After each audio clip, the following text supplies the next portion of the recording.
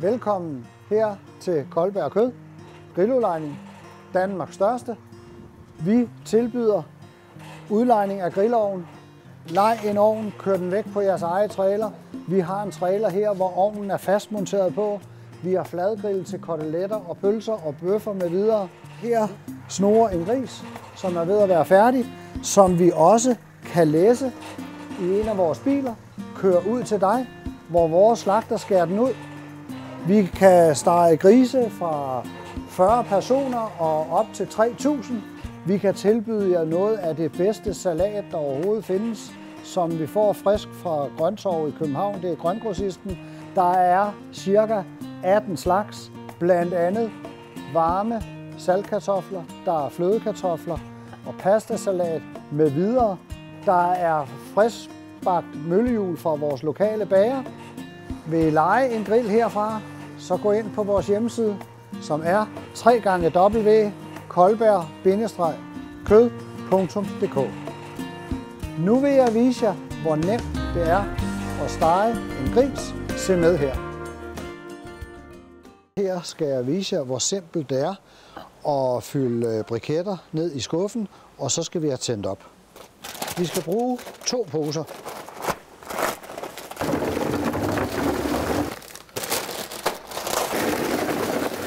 Så tager vi en tændvæsk, og den tager vi også og fordeler ud over det hele. Så for at det skal gå lidt hurtigere, så tager vi en flaske sprit. Lad være at tage en tår. Bare ud over det hele her.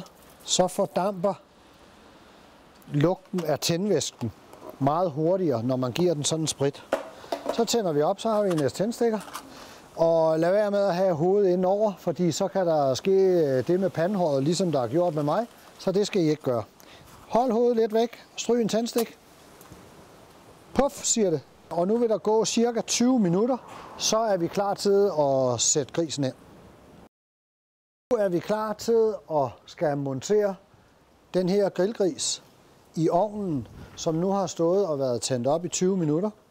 Grisen her, den har vi sat på spyd, som vi kalder det, lagt et net over, og den er monteret med 6 stykker ståltråd her, så vi er helt sikre på, at ikke grisen falder af det spyd.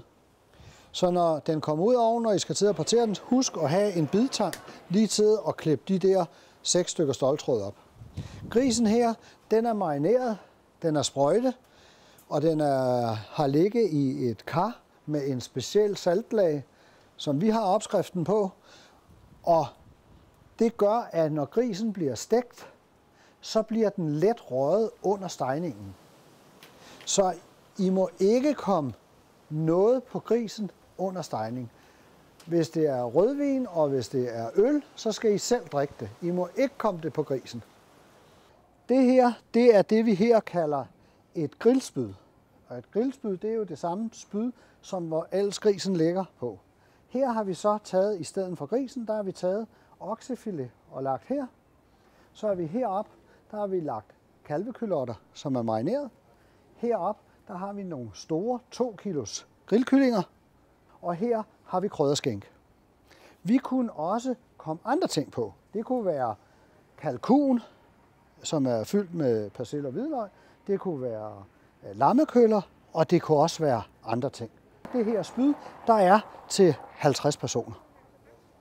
Og det kunne også være til 70 eller til 30, hvad som helst.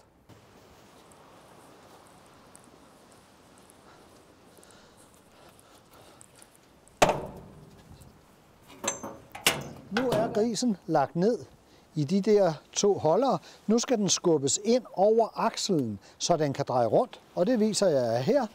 Ved her. I kan se der, så er den inde over der. For at den ikke skal ryge ud igen, så har vi en klods her. Og den her klods, den kan lige være lidt varm her, men den skal ligge bagved, så ikke den grisen falder ud af de hakker, den er sat ind i. Og det gør vi sådan. Nu skal den være derinde i ovnen i 2 timer, indtil at vi kommer 1 pose briketter til på. Og nu er der så gået 2 timer, og vi kan se, at grisen allerede er blevet lidt gylden og så videre, men den er ikke færdig.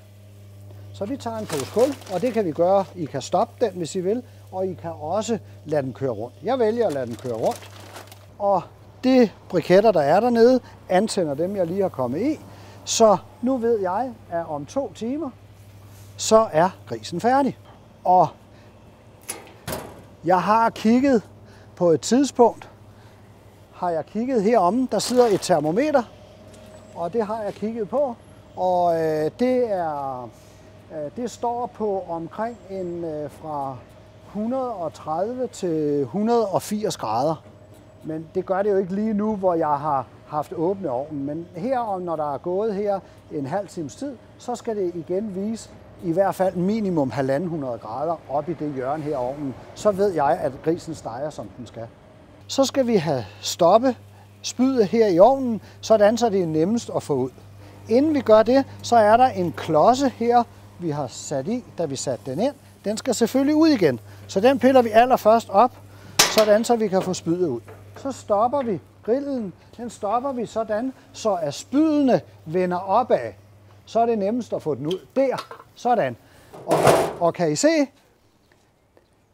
der har vi resultatet. En gris, der er gylden, sværen den er sprød, og det er et måltid, som er et af verdens bedste. Det laver vi her, og det kan I sagtens selv.